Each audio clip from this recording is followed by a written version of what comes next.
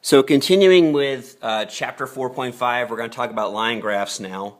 And with a line graph, before we actually do the example that's given to us, I want to go over just a couple basics.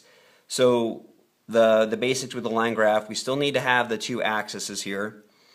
And the axis, though, we need to take a look at our data here and actually label them accordingly.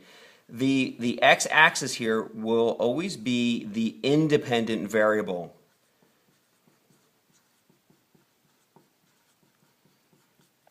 And typically it's going to be time or years or some kind of measure of time.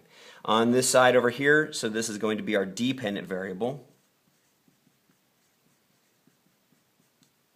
Our dependent variable. So then lastly, what we'll do is we need to figure out what the title is, and what I say is that these two are going to race to the top, and when they race to the top, they can't cut across, they actually have to go around. And so what's going to happen here is that the dependent variable is always going to get there first. So it would be the dependent versus independent. Okay, in the example that we have given to us, like I said, the independent variable is typically time, but it's independent. It's what I control. It's the measure that I choose. And so in this case, it's the year. 1985, 1990, 1995, and then 2000. So they will go on the x-axis here. On the y-axis will be our salary,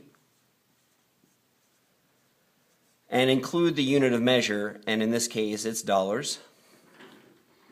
Okay, our title, like I said, these two are going to race to the top, so it will be salary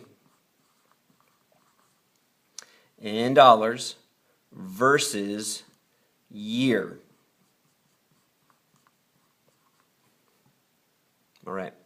So I've already started setting up our the graph like this and on a grid on some graph paper, so it's a little bit easier to show you the points and how to lay everything out here.